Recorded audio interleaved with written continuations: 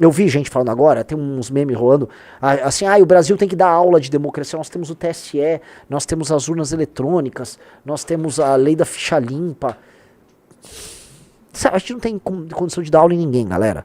A começar pelo fato de que a maior parte da nossa democracia é construída com base na compra de votos. As pessoas vendem o voto e um político compra o voto. Então, você falar que tem democracia aqui, a coisa já começa de uma maneira meio torta. E se você vai olhando...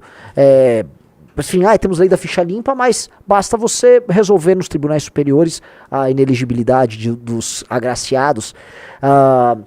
Não, porque cada um vota. Tudo bem, mas nós também, em certa medida, calamos a liberdade dos estados. Hoje a federação, os estados da federação ficam com o pires na mão pedindo dinheiro para o governo federal. Então, nós não temos direito, né? Ainda mais nós que já estamos, na nossa 59ª Constituição, nós não temos direito de falar de uma experiência, da maior experiência de sucesso republicana e democrática da história, talvez da humanidade, chamada Estados Unidos da América.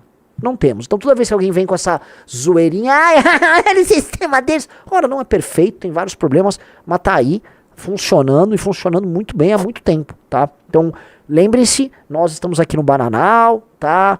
A democracia, né, o republicanismo, são, um inconveniente que ainda não se estabeleceu. Ele continua sendo uma inconveniência para as elites locais, que apenas tratam de, sim, adaptar essas ideias liberais às suas vontades e aos seus projetos específicos, familiares, dos mais rudimentares de poder, tá? Que é o patrimonialismo brasileiro que, enfim, nos assola há muito tempo. O sistema de colégio eleitoral americano, então, ele está dando agora uma vitória do Donald Trump, repetindo um feito que ele conseguiu nas eleições de 2016, como vocês podem ver aí no mapa, não sei se isso consegue aproximar mais aí da imagem, que é pegar a famosa região do Rust Belt. Rust quer dizer enferrujado, né, o cinturão da ferrugem ali nos Estados Unidos, e tomar para si, tá? O Rust Belt é essa região vermelha na região nordeste dos Estados Unidos, tá? Tá vendo essa aí, ó, que tá direita. Tá vendo IN de Indiana, OH de Ohio, PA de Pensilvânia, KY de enfim, né? KY é Kentucky, imagino eu, né? WV é o que mesmo? West Virginia? Acho que é West Virginia. Mas o que importa é aquela região que tem IN, OH e Pensilvânia, que é o Rust Belt, que é o lugar da primeira grande industrialização norte-americana. E em cima tem Michigan, tá? Michigan onde tem Detroit, mas Michigan o Trump aparentemente não tá levando. Esses estados eles estão em disputa para valer, e são estados em que as classes médias brancas, vou colocar aí, e também a boa parte da classe média negra, que se empobreceram com a desindustrialização nos Estados Unidos, eles ficaram insatisfeitos com o rumo que o país vem tomando, e eles vêm comprando o discurso do Donald Trump, tá? Então, há uma disputa muito grande nesses estados, e boa parte do investimento político-eleitoral, tanto de democratas quanto de republicanos, acontece nesses estados. Você pode ver, Pensilvânia dá 19 delegados, Ohio dá 17 e Indiana dá 11. Você está falando aí tranquilamente de 36 e de 47 delegados que podem ser enviados, ou seja, são lugares essenciais. Outro estado que é muito disputado, tem 30 delegados ali embaixo, a Flórida, tá? Flórida, que é um estado que os democratas achavam que poderiam levar em algum momento, dado a grande imigração latina, mas os latinos, na real, pegaram e meteram o voto em quem? Nos republicanos. Eles gostam do modelo de administração dos republicanos. Os republicanos vêm funcionando muito bem lá, e o governador atual, o Ron DeSantis, poderia ser um presidenciável. Considero ele um presidenciável melhor do que o Trump, mas ele não soube se construir como um candidato nacional, e na verdade os americanos eles estão ávidos em continuar votando no Trump.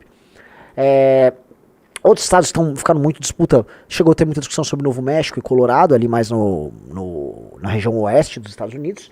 Mas, como o riso circulou ali em cima, em amarelo, tá? A grande região da disputa é esta que ele colocou aí, tá? Essa região, e já desde 2016 é a grande região de disputa, e literalmente, vamos dizer, o destino, tá, da humanidade pode ser decidido por pequenos condados e pequenas cidades nesses estados aí. Porque as disputas são muito apertadas e a coisa é nesse nível. Às vezes a gente está falando de disputas ali no detalhe, na Pensilvânia, num detalhe em Ohio, no detalhe em Indiana, tá? Então tá pintando uma espécie de uma vitória não confortável do Trump. Também tá pintando uma disputa que será acirrada, e esse é o Real Clear Politics, tá? Eu não sei como é que o Nate Silver, Depois procurem aí o que o Nate Silver tá colocando como previsão, mas Nate Silver costuma acertar, ele foi um dos que acertou em 2016, e ele é um cara mais progressista do que conservador. Então, né, veremos aí os resultados, acho que será não dá pra cravar que nenhum dos dois vencerá, mas eu acho que há uma tendência de vantagem para o Trump. Ó, o Nate Silver, o resultado, bota aí, ele publicou aqui, ó,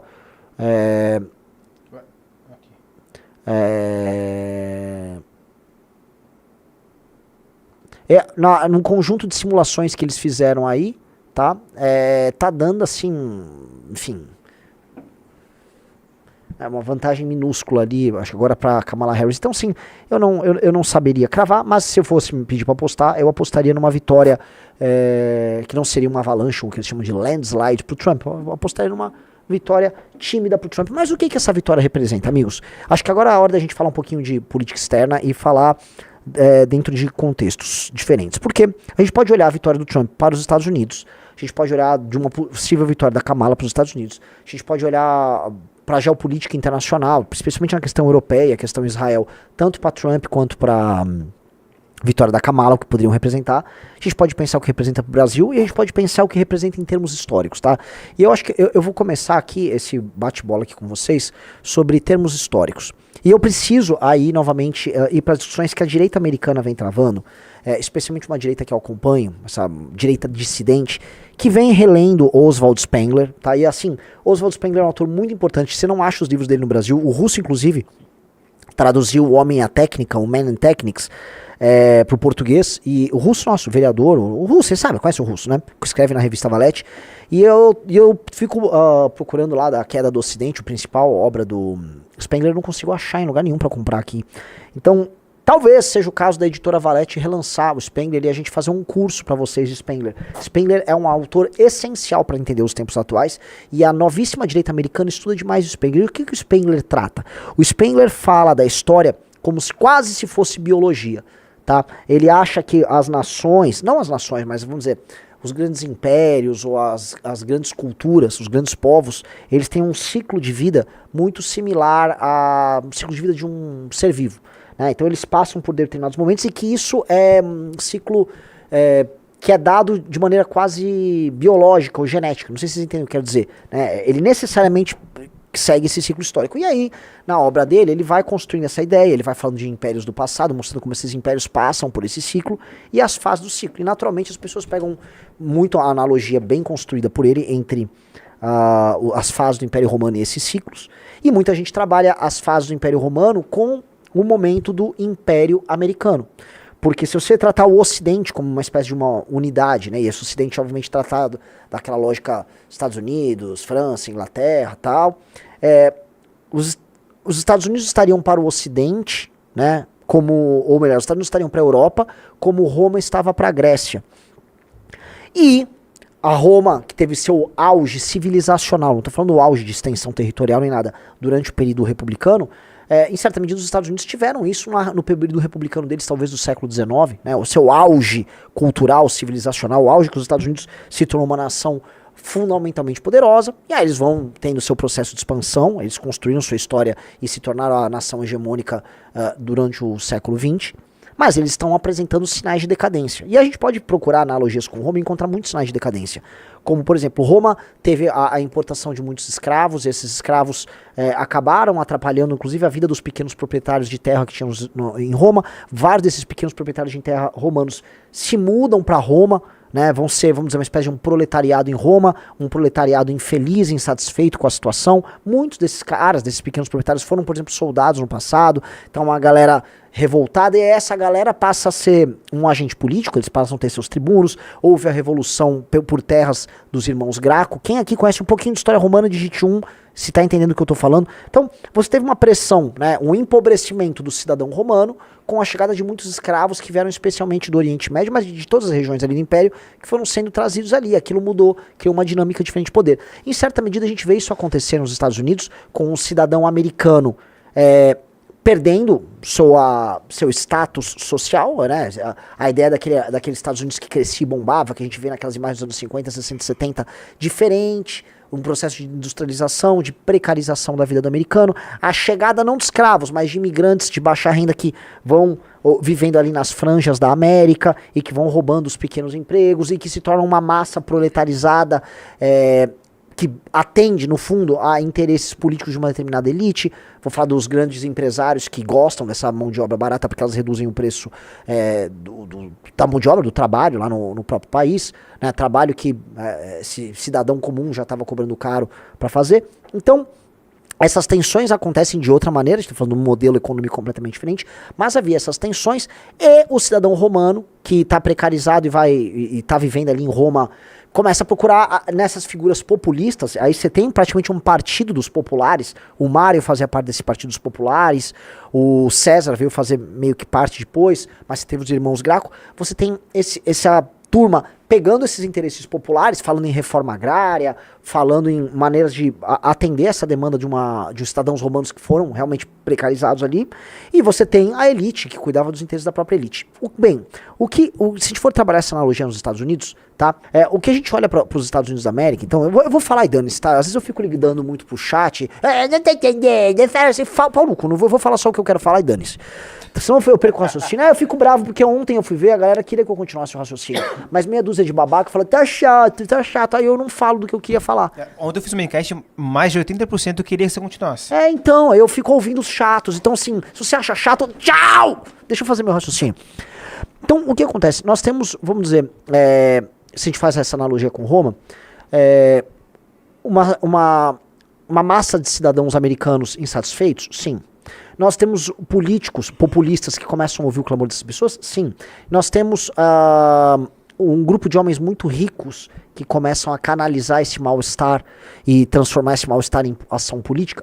Sim. O Trump é um homem rico, mas eu posso botar o Peter Thiel e o Elon Musk na turma de homens muito ricos, dispostos a fazer coisas muito grandes e dispostos a meio que se rebelar contra a elite dirigente norte-americana, e inclusive pagar um preço por isso. O Elon Musk está sofrendo retaliações e perseguições típicas de um país de terceiro mundo lá agora. E esses caras estão ao redor do Trump buscando uma tomada de poder, e isso precisa ser dito aqui. Só que aí entra onde essa analogia termina. Isso aconteceu ali com o famoso triunvirato, que envolveu Crasso, Pompeu e César, e agora a gente tem uma turma ali, né, formando um bloco. Lembrando assim, quem quiser ler um pouco sobre o que eu estou falando, o Curtis Yarvin fala disso demais, tem podcasts, vários podcasts do Curtis Yarvin tratando desse tipo de analogia. Tem um podcast que eu já citei, inclusive no episódio que eu tratei aqui de identidade digital, que é do Astral Flight Simulation, e ele fala disso. Eu tô pegando boa parte desses elementos nisso, eu vou colocar as minhas cores aqui, mas isso aqui é boa parte da discussão norte-americana, tá indo pra Spengler, e eu tô trazendo essa discussão porque ninguém aqui no Brasil, especialmente nos grandes canais de YouTube, a gente fala de política, ninguém tá tratando disso, isso é bem legal. Porque o que o César faz é uma ruptura, gente. Se vocês olharem direitinho, o César quis ser um tirano, tá? E se a gente olha direitinho, né, se a gente olha o sistema grego, né, várias cidades-estados gregas apostaram em democracia, e especialmente quando houve aquele conflito Atenas versus Esparta, os atenienses promoviam a democracia em outras cidades gregas como forma de mostrar que vamos dizer, o modelo, né, de administração deles, de participação, era superior a um modelo mais tirânico, que era o modelo espartano. A monarquia espartana, né? Então, aliás, uma coisa que é importante a gente colocar a ideia de tratar a monarquia como outro, como diferente, ou até como ruim, ela tá presente não como ruim, às vezes como bom também, na obra Ciropédia do Xenofonte, né? Em que eles, no fundo, falam também da monarquia persa como oposição ao modelo democrático ateniense. Só que fecha esses parênteses aí, deixa eu voltar. Os gregos sabiam que, em grande medida, as democracias acabavam se transformando em tiranias. As democracias elas se corrompem e viram tiranias. Então, há um entendimento geral, né, ok, esse tipo de sistema político da participação de muitos, ele acaba, em algum momento, redundando em um tirano aparecendo e concentrando poder. E o modelo americano pode ser que esteja se encaminhando para isso. Roma tinha uma república em que você tinha um senado, que era uma instância de deliberação política das grandes famílias romanas, e o senado não conseguia responder esses problemas, continuou trabalhando a concentração de terras, dinheiro e poder na mão de poucos, E aí ele teve uma superação que foi o Império, né? O Império foi assim, surge um tirano, que é o imperador, surgem novos rituais envolvendo o poder e uma nova forma de ser poder com um homem. O Senado continuou existindo em Roma, não é que o Senado desapareceu, mas você tem um homem que concentrava o poder, que era o imperador. E o César, ele não foi imperador, mas o César foi o homem que rompeu com a República Romana. Digo isso porque, em tese, a ideia por trás do Trump, entendam, tá? É a superação do modelo republicano democrático americano, porque talvez a fase, fazendo uma leitura meio Spengler aqui, a fase que a República Americana passa é uma fase democrática desgastada, em queda. Por quê? Inimigos externos e inimigos internos dos mais diversos, e problemas externos, econômicos, internos também dos mais diversos. Mas a gente não pode cravar, porque assim, o Spengler trata isso como uma coisa quase determinística, tá? Determinista. Só que os Estados Unidos estão numa grande crise? Não. Os Estados Unidos estão passando por uma guerra civil? Não. Os Estados Unidos estão passando por um grave problema político externo, tipo, eles estão vivendo uma segunda guerra mundial? Não. Os Estados Unidos já passaram por momentos mais graves. A guerra civil americana no século XIX foi uma guerra civil sangrentíssima. A participação na Primeira e na Segunda Guerra Mundial foram participações sangrentas. Houve guerra da Coreia, houve guerra do Vietnã. Os Estados Unidos já viveram guerra real. Hoje não dá pra falar que os Estados Unidos estão vivendo alguma grande guerra. Eles não estão. Talvez a grande guerra que os Estados Unidos vivem é uma guerra interna, que não é uma guerra civil, não é uma guerra armada, mas é uma incapacidade que o povo americano tem hoje de conviver. Né? Isso as redes sociais geraram isso, mas as elites geraram, o pensamento progressista gerou, a resposta ao pensamento progressista aprofundou isso, mas o fato é que é uma sociedade que as pessoas não conseguem mais conviver entre si. E isso tudo ele é aumentado pela chegada de alienígenas, que são imigrantes de países de terceiro mundo que não estão devidamente adaptados à situação política, econômica, social e cultural norte-americana. Você também tem um outro tipo de imigração, que é uma imigração que irrita particularmente a classe média branca americana, que é a chegada de imigrantes, não para a base da pirâmide social, mas para o topo da pirâmide social. Indianos, coreanos, japoneses menos, chineses, gente da Nigéria, algumas pessoas de alguns lugares da América Latina, do leste europeu, eles imigram e eles vão ocupar boas posições em universidades americanas, depois eles vão ocupar boas posições nas grandes empresas americanas, roubando os empregos que pagam muito, se tornando presidentes de empresas e tal. Indianos são muito comuns nessas posições, vocês devem ter visto. E aí esses caras meio que espremem a classe média, porque a elite passa a ser ocupada por estrangeiros, a base da pirâmide por estrangeiros, e o americano fica ali no meio.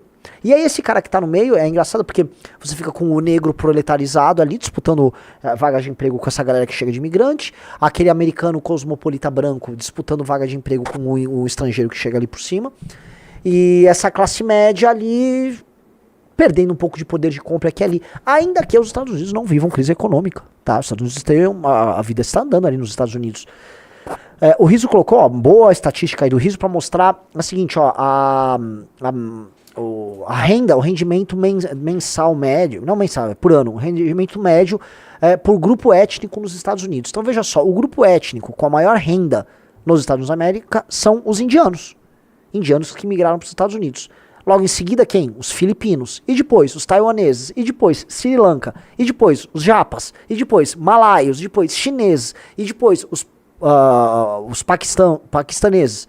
Aí depois, só depois... Vejam só, os brancos americanos, que são basicamente o eleitor do Trump.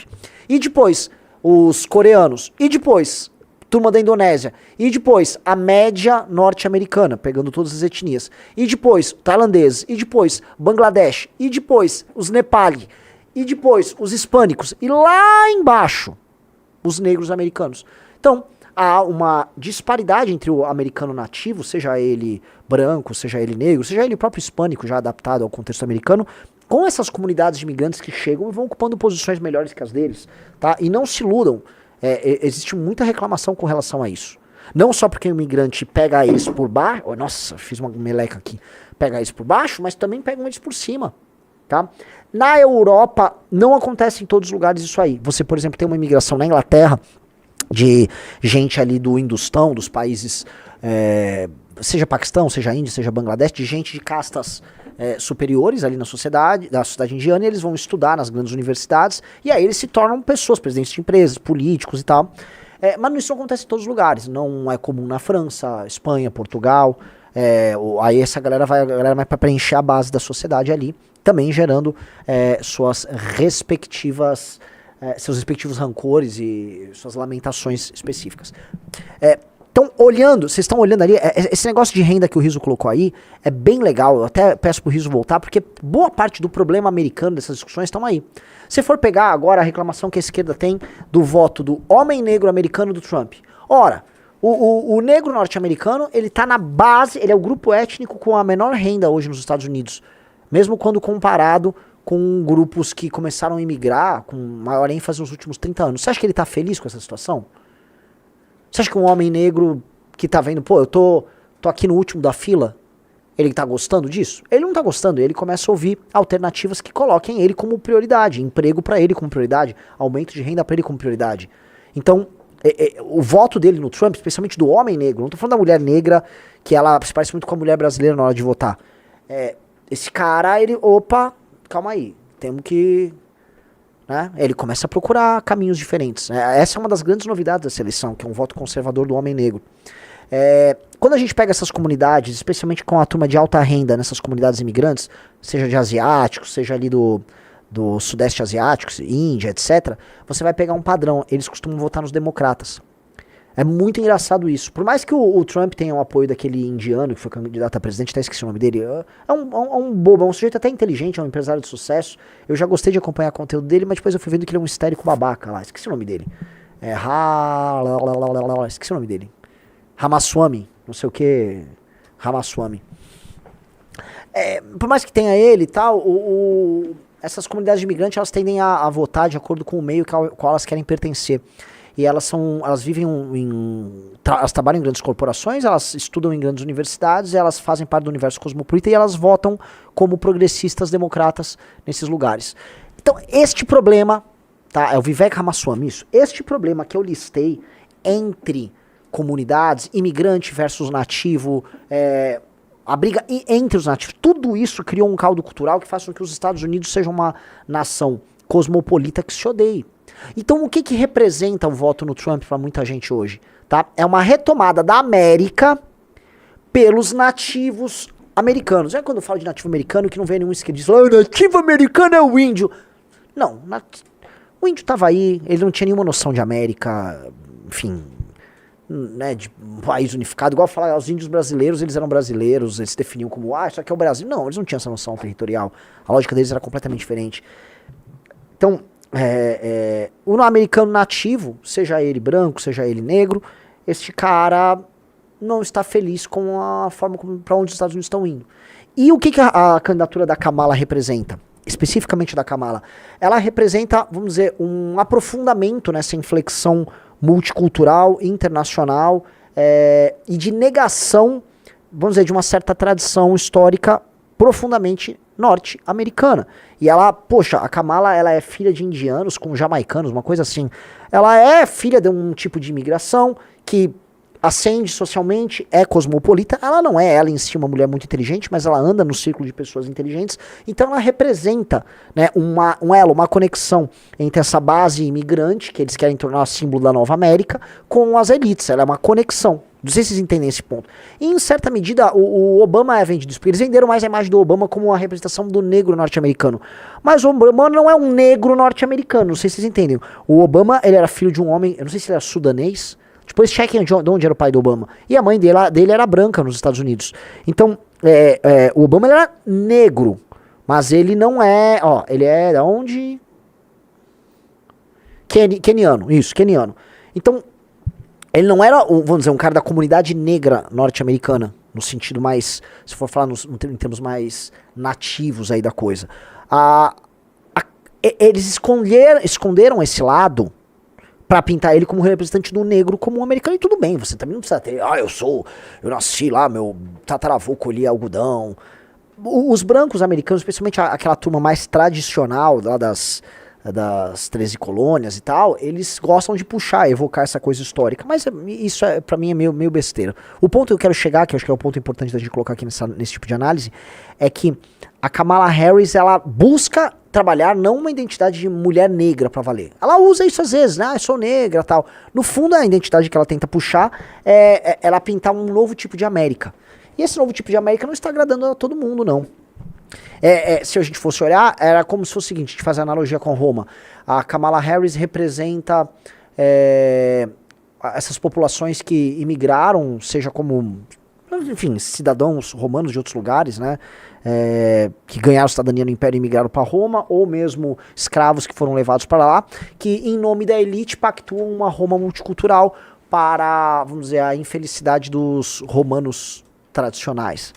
Então, o que a gente tem é esse conflito, e esse conflito interno é o conflito que importa para os americanos. Eu vejo muito liberal de internet falando das eleições americanas, não, e o que vai acontecer com os ucranianos? Não, eu tô pra... assim, você não é americano.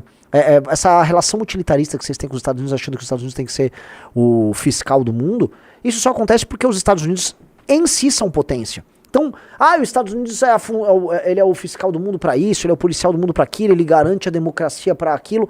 Ele só pode fazer isso estando ele próprio politicamente saudável para exercer esse tipo de poder e para ter até a posição de escolher ser ou não ser fiscal do mundo. Um país em crise interna, uma hora ele deixa de ser fiscal do mundo.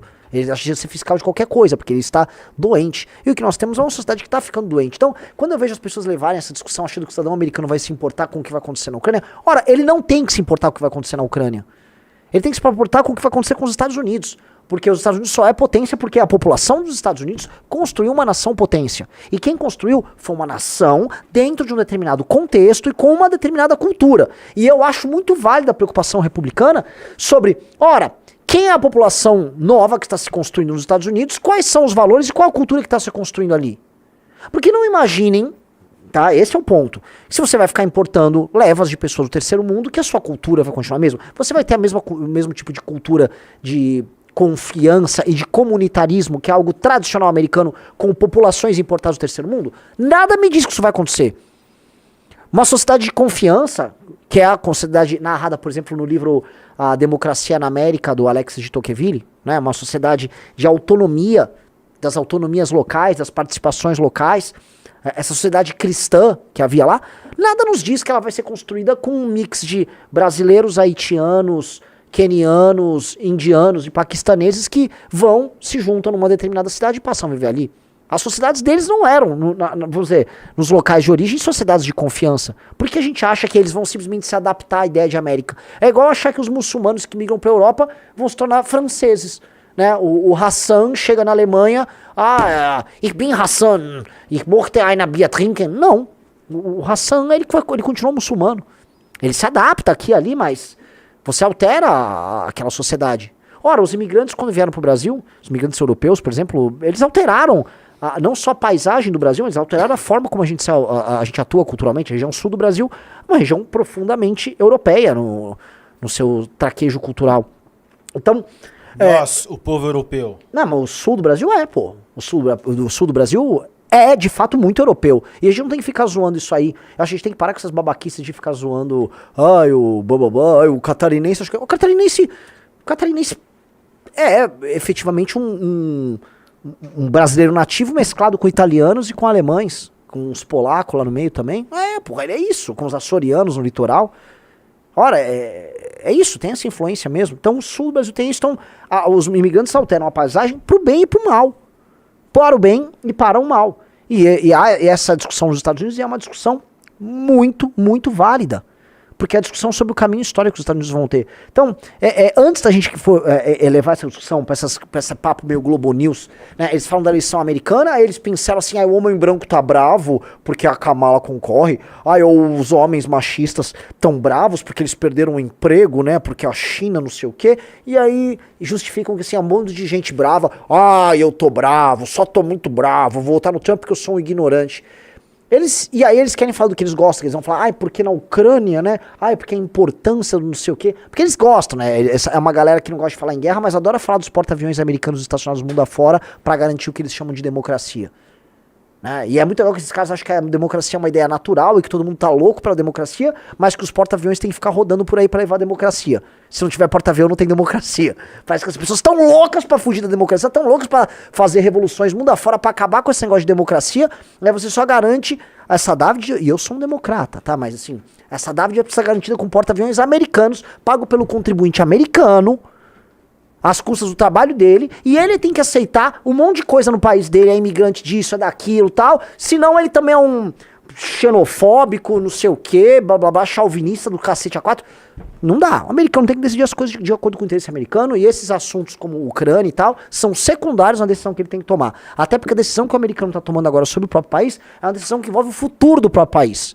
Então eles têm que ser generosos com a perspectiva interna deles. Então a discussão que o americano toma sobre se a porra da cidade dele tá recebendo mais imigrante agora, e isso afetou os índices de segurança, o convívio escolar dele, ou a mesma limpeza na porra da cidade dele, isso tem que ser mais levado a sério por esse americano do que a questão da guerra na Ucrânia, que é o que os comentaristas políticos do mundo inteiro querem ficar falando. Ai, o Trump vai ou não vai dar dinheiro lá pra turma lá da Ucrânia? Dane-se! Dane-se, o americano não tem que se preocupar com isso. Ele não tem que se preocupar com isso. O eleitor americano não tem que se preocupar com isso. Ele tem que se preocupar com seus problemas comunitários.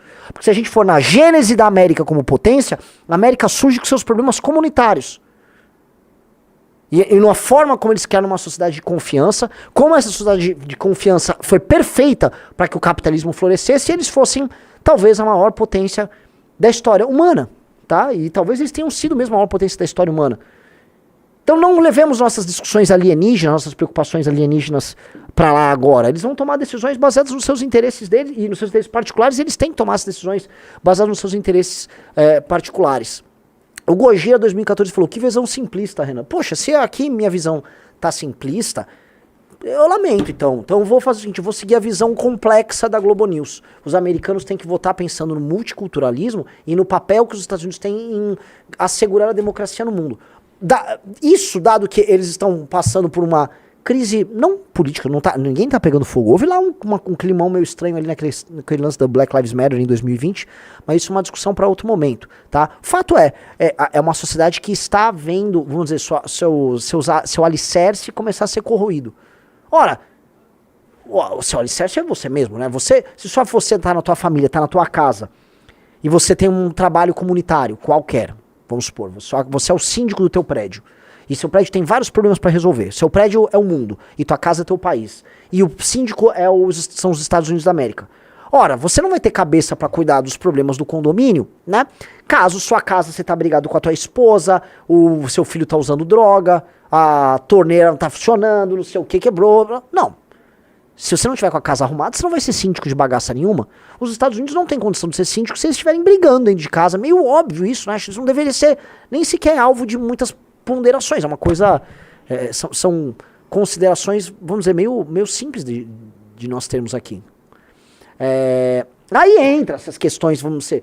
e como é que é a relação com a China? E como é que é a relação com a Ucrânia? Sim, essa é uma questão de segunda ordem para esse eleitor americano.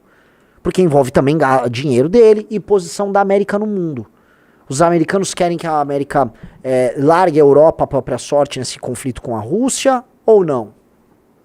Eles querem que os Estados Unidos continuem atuando no Oriente Médio, dando, vamos dizer, esse papel de cobertura para Israel, com a mesma ênfase, sim ou não?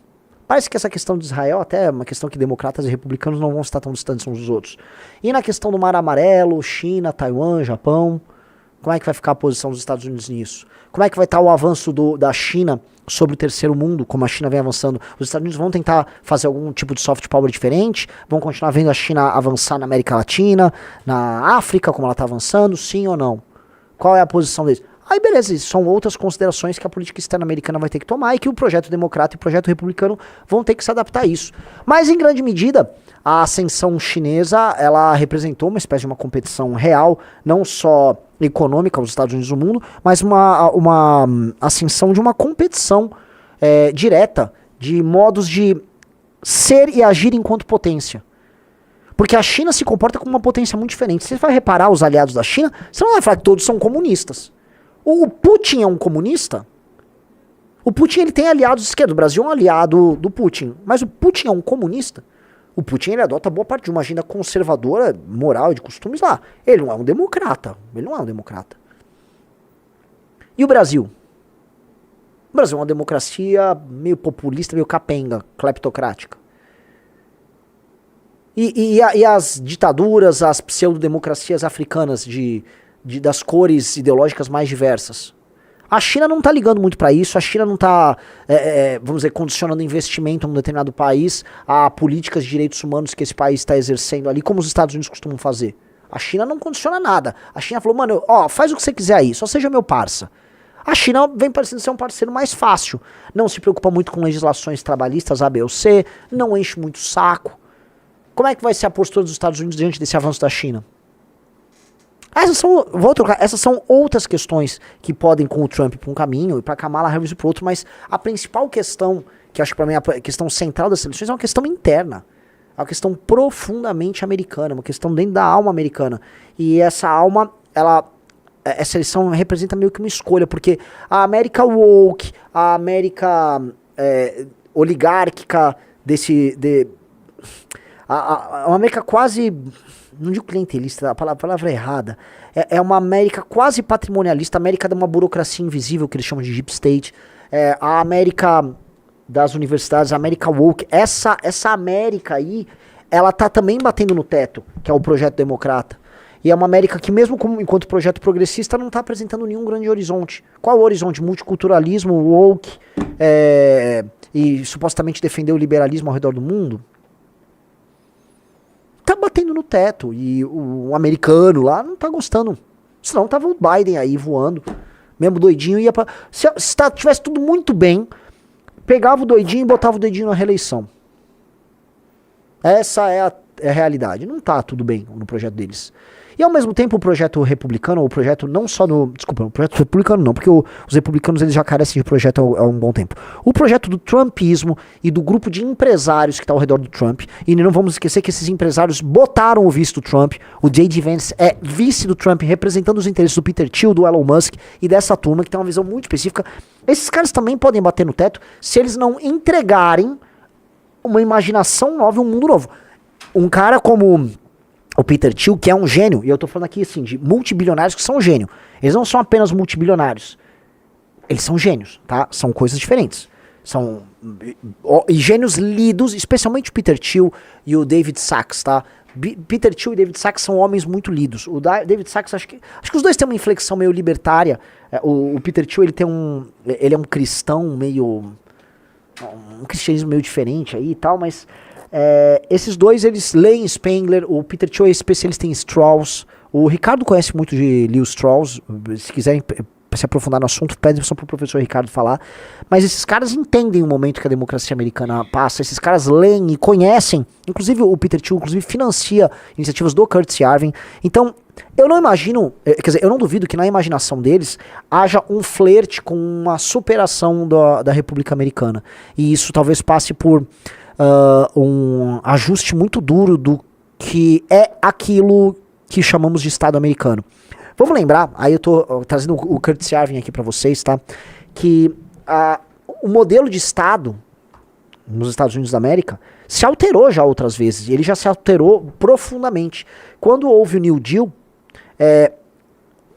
houve meio que uma quebra com o modelo de um Estado que era mais regulador, mais simples, um Estado muito pouco centralizado, um Estado federal, um governo federal, para um governo muito presente. E o surgimento da grande burocracia americana, de acordo com o Curtis Yarvin, vem muito no New Deal, em que o Roosevelt ele se comporta quase como um rei, há uma espécie de um rei ali, um homem com superpoderes para poder atuar. E esse rei ali, que foi o Roosevelt, ele estabelece uma burocracia de grandes homens públicos que administravam eles próprios grandes obras de infraestrutura nos Estados Unidos, então cabeamentos de energia elétrica, e estrada, e ferrovia, e tudo aquilo para tirar os Estados Unidos daquela crise monumental que eles passaram ali por causa de 29, do crash da Bolsa, e levantar a economia, né, e falar, o keynesianismo, isso, aquilo. Enfim, keynesianismo não foi o grande legado, aquilo tudo. O grande legado foi a construção de uma burocracia que no início era uma burocracia efetiva. Eram empreendedores públicos norte-americanos, pode colocar aqui, que criaram, vamos dizer, a base desse Estado norte-americano moderno. E talvez essa turma esteja pensando em uma ruptura com isso. Talvez uma ruptura não com aquele modelo do New Deal especificamente, mas com as consequências que nós tivemos até hoje, né? Que é hoje essa burocracia impessoal que impede os presidentes de governarem, né?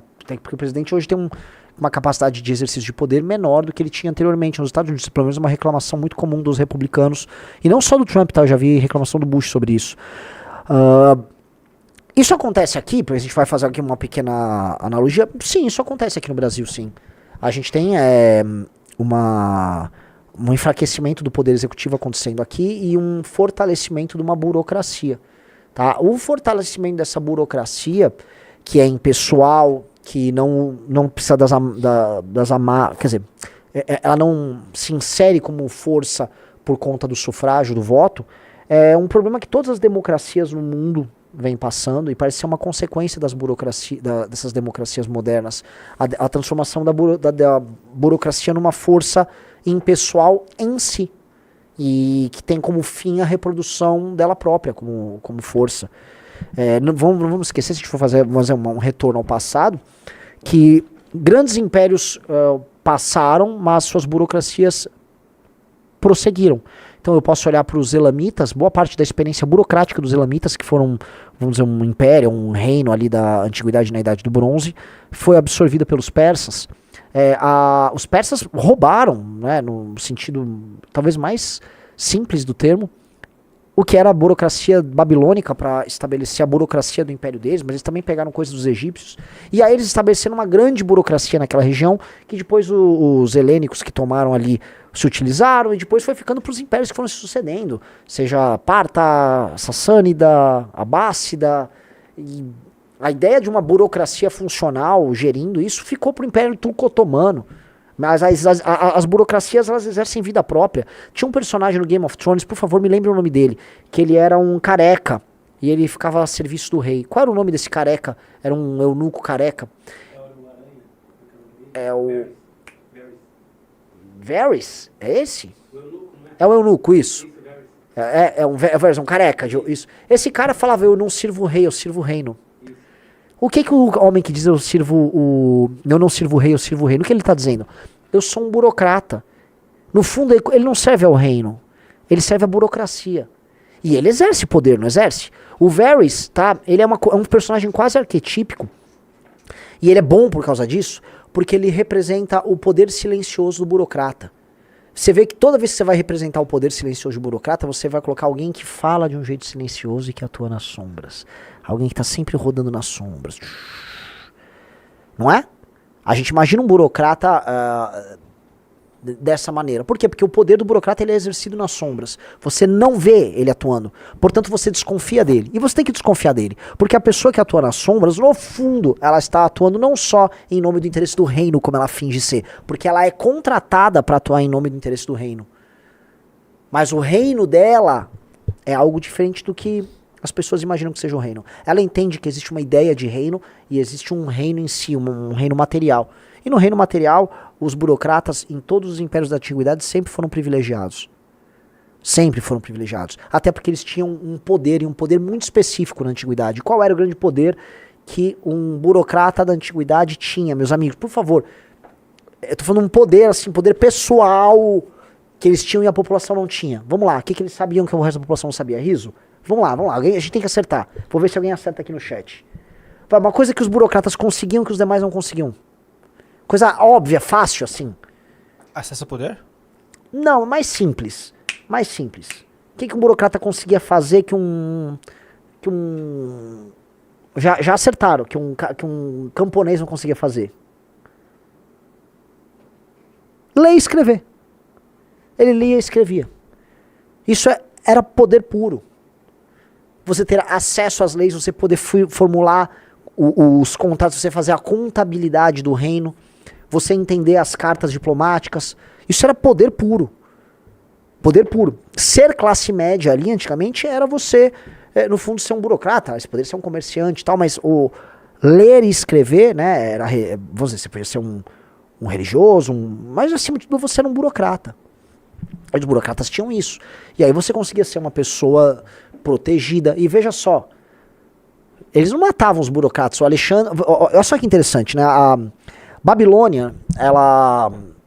Repara uma coisa, toda vez que eu vejo alguém falando que um lugar é muito devasso, muito sujo, as pessoas, esse lugar é uma Babilônia, São Paulo é uma Babilônia, o Rio de Janeiro, já viram falando isso?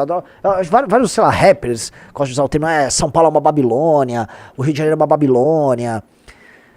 A Babilônia era a Nova York daquele período, né? A Babilônia, ela era uma cidade, talvez uma cidade-estado com o seu deus lá, o Marduk. Ela, obviamente, ela congregava comércio, você tinha toda aquela loucura. Mas era uma cidade que, no fundo, ela tinha uma burocracia muito poderosa. Muito, muito, muito poderosa.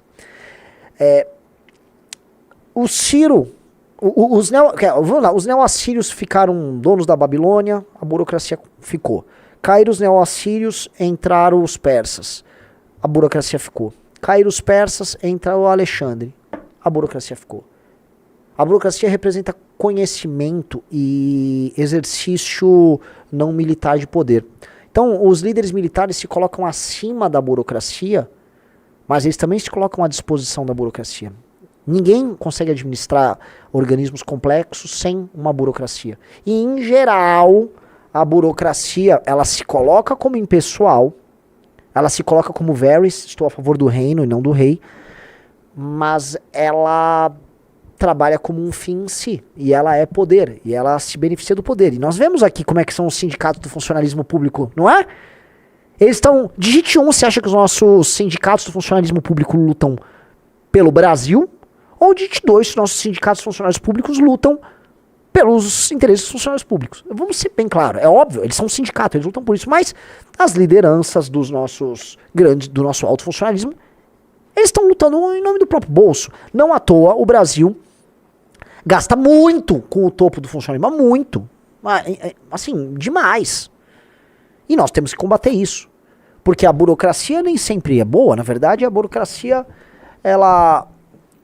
tem que se submeter aos grandes projetos, sejam os projetos que venham de baixo, através de uma boa democracia, ou sejam os projetos que venham de cima da espada, do tirano que está sobre eles.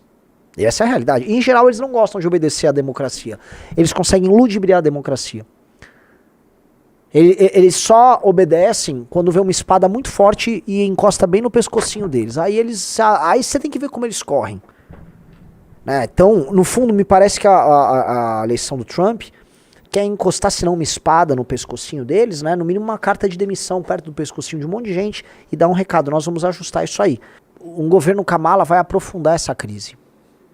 O governo Trump não vai aprofundar. Eu acho que o governo Trump ele passa pela seguinte ideia, a ideia de que se ele conseguir vencer a burocracia, ele tirar o financiamento dos próprios adversários políticos e focar na ideia de América para os americanos, a América vai reflorescer dessa maneira. É uma aposta.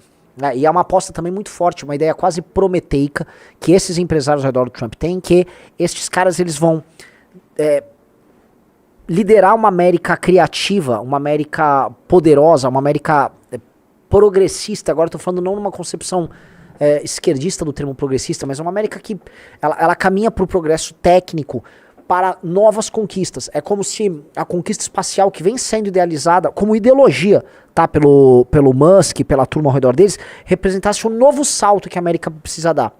Há um novo salto, e esse novo salto não estaria aqui na Terra, ele estaria para fora da Terra. A conquista do espaço como uma forma em que o Império Americano iria gastar toda a sua grande energia criativa, e o fato deles terem, inclusive dentro deles, os maiores homens do mundo. E aí a gente precisa colocar aqui os melhores hoje, as pessoas mais inteligentes, as mais capazes, mais criativas, não estão na China, não estão na Rússia, não estão no Japão, não estão no Brasil, elas estão nos Estados Unidos da América. E essas pessoas iam pegar o seu gênio criativo, toda a sua potência, essa sua força de agir, essa vontade de expansão, que é uma outra coisa que o Spengler fala sobre esse homem germânico, etc. E eles vão pegar toda essa energia e vão mandar o homem para conquistar as estrelas. E essa seria uma espécie de uma nova etapa, com um novo tipo de liderança, um novo tipo de América. E talvez esse seja o grande horizonte que esses caras queiram fazer. O horizonte assim, de nós temos o conhecimento, nós temos a capacidade de fazer coisas fabulosas, e a América não tem que ficar olhando assim, o conflito racial, A, B ou C, o chororô disso ou daquilo. Não, vamos olhar o céu, vamos conquistar o espaço. E se há um povo capaz de fazer isso, meus amigos, Esse povo é o povo norte-americano. Eu adoraria falar que seríamos nós a fazer isso, mas a gente tem que se preocupar assim, quem vai fazer o encanamento e o esgoto em Porto Calvo? Porque a prefeita de Porto Calvo quer colocar LED enquanto eles não têm esgoto, né? A gente tem que se preocupar com compra de voto, a gente tem que se preocupar com coisas muito terrenas. A gente tá olhando aqui pro chão, pro esgoto, pro encanamento, pra luz que acabou de faltar aqui no escritório do MBL em São Paulo, no suposto centro cosmopolita do Brasil. Lembrando que o escritório do MBL, ele tá perto da Marginal, ele tá perto basicamente do lugar em que os maiores prédios espelhados do Brasil estão surgindo. Ele mesmo tá num prédio espelhado, né? Então, em tese, nós estamos aqui no pináculo do capitalismo brasileiro, que é essa faixa na Zona Sul que vem crescendo aqui por São Paulo. E aqui falta luz. Então, quando a gente olha para baixo, pra terra, pro chão, pro esgoto, nós não encontramos nada. Eles já lá cavucaram o próprio chão. Eles têm do metrô ao esgoto. Eles estão olhando para cima. Eu queria muito participar dessas discussões deles, mas não nos é permitido essas discussões, porque nós somos governados por lixo puro. E eles estão lá, eles vão pro espaço. Então, a ideologia por trás da vitória do Trump, essa ideologia que a gente vê sendo gestada nesses foguetes que são enviados pro espaço pelo Elon Musk, uma espécie de uma nova geração tech, que conseguiu fazer, até como um cara como o Mark Zuckerberg parasse de se identificar como alguém progressista. Você deve ter visto isso, né? Recentemente, em uma entrevista, o Zuckerberg já se colocou como alguém do campo da direita. O Mark Zuckerberg começou a tomar sol, comer carne, surfou, lutou um jiu-jitsu, o cara já deixou de ser progressista. O Zuck. Então, a gente começa a olhar que boa parte das grandes mentes do Vale do Silício estão mudando. Não todas. A turma do Google, por exemplo, está bancando os democratas como se não houvesse amanhã. Mas essa turma, tech, esses grandes gênios, a famosa máfia do PayPal, né, David Sachs, o Peter Thiel, o próprio Elon Musk, mais outros que agora não me lembro o nome, toda essa turma meio que está apontando para um futuro, e esse futuro envolve espaço, esse futuro envolve uma América desbravando não um novo mundo, mas um novo universo. É como se a América estivesse inaugurando agora. E essa é a ideologia que eles querem construir junto com o Trump. Não sei se vocês estão percebendo. Vocês estão percebendo que isso está chegando para vocês. Quando a gente soltou a Valete, a gente fez do Trump, a Valete dos cogumelos, a gente fez tá saindo agora esse mês a Valete sobre os Estados Unidos. Vocês estão vendo que tá brotando algo? Quando a gente colocou, e quando a gente deu muita ênfase em conteúdo sobre o Donald Trump, o Elon Musk, o que a gente queria mostrar? O Elon Musk é o homem que está levando, né, a gente pro espaço de uma maneira viável. Não só nas nações, ele está criando os novos foguetes e tal. O Musk é meio que a base dessa ideologia de uma nova expansão do homem. O cogumelo, muita gente não entendeu. Por que o Renan fez uma valete sobre cogumelo quando esse assunto nem é tão importante no Brasil? É importante lá, porque os cogumelos, para essa geração tech, que é uma geração que carece de uma imaginação artística, o cogumelo é como se fosse o elemento que uma pessoa não religiosa tem para encarar elementos arquetípicos, elementos do subconsciente, para construir uma nova imaginação. Então esses caras estão usando os psicodélicos como se fosse um curandeiro tomando uma poção mágica para ele imaginar algo novo. E essa galera tech que dispõe de muitos recursos e dinheiro quer chegar ao poder para, enquanto projeto de poder, possibilitar que essa nova ideologia que eles estão construindo, que é uma ideologia em que um monarca se torna um CEO, essa ideologia se torne corrente e esse novo mundo que eles pretendem, que eles já imaginam em parte, mas que eles pretendem imaginar mais, seja com cogumelo, seja estudando, ele se realize. O projeto, portanto, dessa turma que está hoje por trás do Trump, se não por trás, ao lado do Trump, é um projeto muito ambicioso. Vocês estão entendendo isso? É muito diferente do projeto democrata. O projeto democrata, o projeto progressista, carece dessa ambição. E é muito diferente, e aí precisa ser colocado também, dos projetos da direita europeia e da nossa direita aqui. Os projetos da direita europeia, como o europeu perdeu essa energia vital, não tem Elon Musk na Europa, não tem Peter Thiel na Europa. A Europa é um lugar morto, é um local decadente, é um local... A vida não existe mais. É diferente da América, a vida tá pulsante. O que importa tá acontecendo lá. Nos Estados Unidos, na Europa não, tá morto. Então não vai ter nada lá que vai surgir. Não vai surgir nada por aqui também. A Europa é como se fosse, pra pegar agora, eu já fiz analogia com Game of Thrones, fazer com o Senhor dos Anéis, é o rei Theoden, aquele rei que tá morrendo lá no Senhor dos Anéis, rei dos Rohirrim, rei de Rohan, aquele rei... A Europa é isso, é esse, é o rei Theoden. Theoden, não sei como se fala. Então, a Europa não tem vitalidade. Vitalidade. E nós, se eu fazer outra analogia com o Senhor dos Anéis, nós éramos aqueles povos piratas do sul, né? Que eles só eram tratados como ladrões. Nós não conseguimos construir ainda o nosso futuro, né? Quem hoje está olhando para as estrelas e que está vendo como construir algo novo são esses caras. E a gente pode tentar falar que não, nós, os latinos, temos uma sensibilidade muito especial, nós podemos fazer coisas grandiosas, nosso cristianismo é isso, nosso é aquilo. Nós não temos, nossas latrinas não estão conectadas a um sistema de esgotos, pessoal. Nossas latrinas vão pro buraco. Nossa situação não é legal. Não é legal. Nós não estamos olhando para as estrelas. E por mais que a gente fale que o capitalismo dele é brega, que eles comem hambúrguer, isso os torna ridículos, nós somos ridículos. Nós somos ridículos. Nós tentamos nos adaptar ao mundo que eles construíram e imaginaram nessa modernidade, e nós só estamos desajeitados nesse mundo. Nós estamos sempre incompletos. Eles não. É muito ruim falar isso, tá? Galera, se a gente olhar, se você está me assistindo, digite se você mora num bairro mais central, ou se não central geograficamente, um bairro mais rico ou de classe média na cidade, digite 2 se você mora na periferia. Até é um censo aqui. Por favor, coloquem aqui no chat. Não tenham vergonha de colocar nenhum nem 2. Eu tô falando isso porque, se a gente for fazer uma analogia, o Brasil é a periferia. O Brasil faz parte da periferia do capitalismo, ou a periferia do Ocidente, periferia do mundo desenvolvido. A gente é a periferia. E na periferia a gente só olha, ou a gente imita e aprende, ou pega as nossas próprias características, nossas qualidades e tenta participar, né, da grande festa do mundo desenvolvido, ou a gente fica com rancor. Hoje a nossa situação é o seguinte: nós estamos vendo essa corrida espacial, nós estamos discutindo a democracia americana e julgando eles, né, ridículos aqui, com nossas faltas de energia, eu aqui todo ridículo, um brasileirinho merda, mas nossa situação é de alguém periférico, você entende? É de alguém que está do outro lado do rio, que está do outro lado, da parte que o busão demora muito tempo para chegar, do pessoal que está esquecido, mas que não deve esquecer também que tem sua responsabilidade na própria miséria. A culpa da nossa miséria brasileira é estritamente nossa.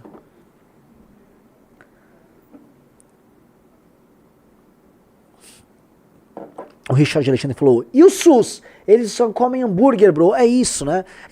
Esses bregas, eles são todos gordos. Eles não têm o nosso... O quê? Eles não têm o quê? Os nossos jogadores de futebol? Nossa exportação de travestis pra Europa? O turismo sexual que acontece aqui no Brasil? Vamos colocar aqui nesses termos? Vamos colocar, eles não têm a nossa violência urbana, eles não têm as nossas favelas, o que mais eles não têm? Que nós temos com muito orgulho. Mas nós temos o SUS, né? Nós temos hospitais de baixa qualidade, faltando remédio com atendimento por vezes desumano em vários lugares, enquanto que eles têm um sistema privado que tem muitos defeitos, mas que existe, né? A gente tem motivo pra se orgulhar assim, Renan. Oh! Chupa, vizinhança. Só aqui, ó, notícia boa que o Riso trouxe aí, ó. Gente, palmas pra infraestrutura brasileira, porra.